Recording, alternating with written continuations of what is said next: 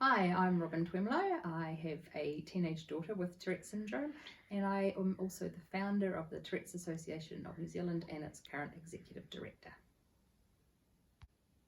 Over the years, I've met lots of people with debilitating tics who need some support. I know of elderly people who have been moved from their homes because neighbours don't like their tics. I know of young people who aren't able to go to school because of their tics and their parents have to give up their jobs to care for their children. I know of young adults who can't work, who have trouble with mobility issues, who have trouble with looking after themselves. They don't get any support, but if Tourette's was a disability, then they'd be able to apply for Ministry of Health funding, which could help with all of those things. When my daughter was first diagnosed with Tourette's syndrome, her tics were quite severe. She would collapse a lot, she would throw things a lot, she would hurt herself a lot, she would stab herself with sharp objects, she was unable to go to school, she would constantly be breaking things, ruining her clothes, ruining her shoes. It obviously got quite expensive in that respect. It would have been nice to have been able to have treatments or like therapies that we could have taken her to, like physiotherapy or massage therapy, or we did try taking her to a chiropractor, which worked, but we couldn't afford to go 2 or 3 times a week like they wanted us to. It's just too prohibitive. We would have liked to have tried other therapies rather than just giving her straight up medication, because we know that cognitive behavioural intervention therapy for tics works just as well as drugs do.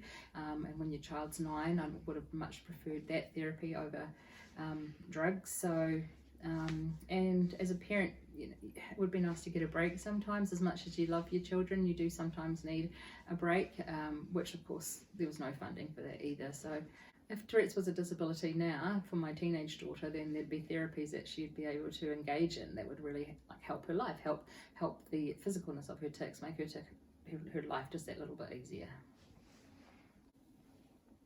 I think for those living with Tourette's syndrome, if it was recognised as a disability, it would sort of validate what they go through, what they live with, that it isn't them just making things up, it isn't them just behaving badly or being rude, that it is actually a physical neurological disorder that prevents them from doing things, as well as obviously from saying things. I think for our members and our parents that would just be life-changing.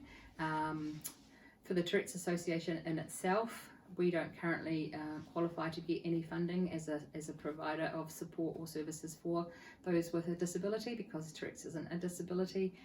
So we could hopefully maybe one day apply for government funding rather than having to rely on our members or members of the public for making donations or for fundraising. That's a big job in itself when you are running a charity, just trying to find the money to survive. So if we could get that from the government, that would be a huge help.